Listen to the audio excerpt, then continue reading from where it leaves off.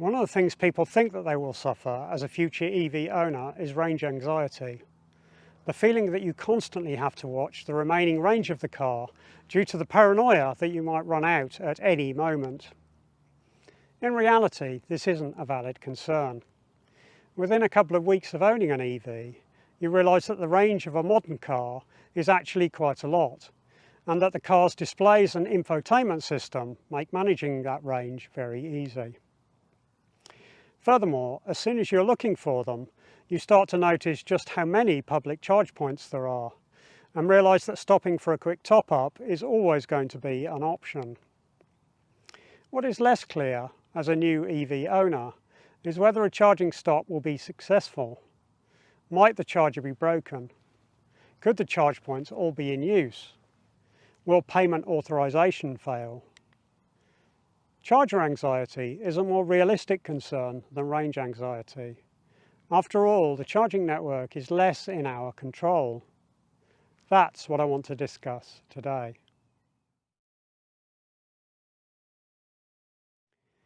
Apologies if you hear any background noise today. It looks like the grouse are getting it again, poor things. Well, that was an unexpectedly wild weekend last weekend. Last weekend was a very busy one for me. If you've seen the previous video, you will know that I needed both cars with me for that shoot. That makes logistics for the weekend a bit more complex, as I need to get both cars to the filming location and then home again afterwards. That takes time to achieve and requires a bit more luck with the weather. What is more, I had Candy, my Smart 4 booked in for its annual service, and I was also volunteering at a local repair shop that weekend. Sunday was then Mother's Day, so there was a family event to fit everything else around. Squeezing in the making of the video, doing the filming, the editing and uploading it was not easy, but by Saturday night that was done, and Sunday was going to be a much simpler day, so the pressure was off. All I needed to do on Sunday was drive up to Mum's, meeting Mum and my brother at a restaurant, enjoy the meal and the conversation, and then drive back again. All very straightforward. Or at least that was the plan. Everything seemed normal until about an hour and a half into the meal, my brother said he was feeling a bit odd. Things quickly went from normal to far from normal as he continued to feel worse, and 45 minutes later he staggered away and didn't come back. When I found him, he was feeling really awful, and after a while, when he clearly wasn't getting any better, we were discussing whether we might need to call an ambulance.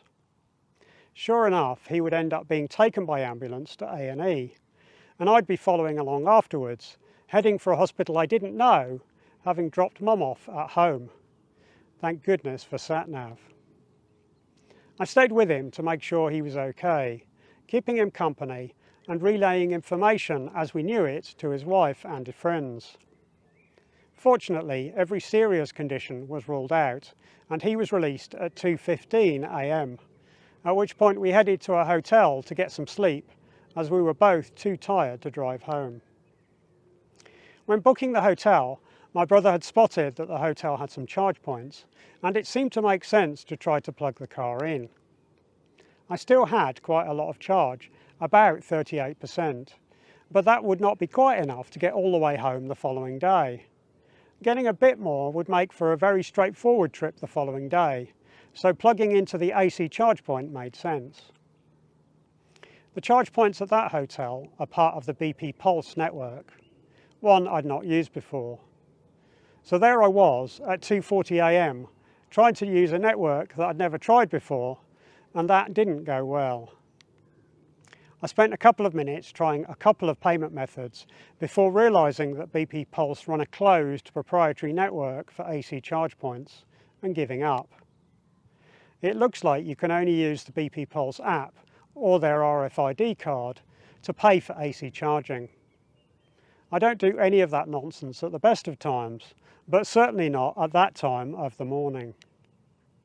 This is where I have a problem with some of the ChargePoint operators.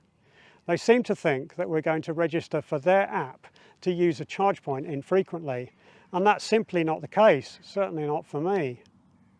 Registering for dozens of apps is a waste of our time and data and a terrible user experience. So networks that run in this way need to get their act together and make life easier, or simply wither and die. So what did I do? Was I stranded with no charge at the hotel? No, of course not, I'm here. On the same site, next to the AC Chargepoint, was a DC rapid charger which accepted contactless payments. So I knew I could charge on that in the morning. I simply moved the car into a regular parking bay and went to bed. In the morning, I put the car on the DC rapid charger whilst having breakfast. Simple.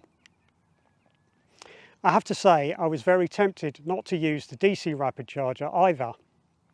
Networks that are hard to use don't get my business, and I don't want to give them any money if they don't make things easy. In theory, they might consider my use of the DC rapid charger a win, as the rapid charger is significantly more expensive than the AC charge points. However, the Renault Zoe is unusual in that it has a low maximum charging speed, so I didn't take on all that much charge during breakfast. And overall, they earned less money from me than they would have had I been able to use the AC charge point overnight. So this experience was not a positive one.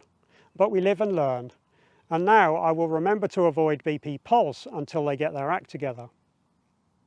Furthermore, there is a ray of hope in today's story. A couple of months ago, I did a video on some new regulations that came into force in the UK in November. These are called the Public Chargepoint Regulations 2023. I'll add a link to that video from the end screen of this one, as well as putting it in the description for you, in case you want to see the details of that legislation and all that it entails. But those regulations are relevant to this story because one of the requirements is that public networks support payment via one or more roaming payment providers. That means we register for a roaming payment provider and then use that to pay on many networks rather than just one. There is a 2-year grace period before enforcement of this part of the regulations. That ensures that networks have time to implement the necessary back-end system changes to enable integration with payment providers. But this means we are rapidly approaching the point at which the closed proprietary networks disappear. We just need to be patient a little longer whilst the changes are put in place. In theory, we might need to wait until November 2025. But in practice, there is a competitive advantage for networks that solve the problem quickest. They get more business and are more likely to survive. So I think it will probably be months, not years, before this problem is solved, and AC charging becomes much easier for people who use the public charging network infrequently. So, is charger anxiety a real issue? Yes, I think it has been. It's certainly something I can identify with. When I first had the car, I was a little nervous about what might lie ahead of me with the public network. At first, I needed to do very little charging because the car's range is very good. But over the winter, I have less range, so I have needed to use the public network much more over the past few months, and doing so has helped me gain confidence in using it. The public charging network was clearly very unreliable for a time a few years ago, especially before GridServe took over the electric highway network. And there are still some issues with reliability and with the payment methods available to us in certain circumstances. But the networks have been doing a lot of upgrades and improvements in the last year, and personally I haven't had much by way of problems at all in the last 9 months, besides this one on the AC network. One of the other requirements of the public charge point regulations is a guarantee on the minimum uptime of the rapid charging network. That should help maintain the momentum of improvements in our experience of public charging.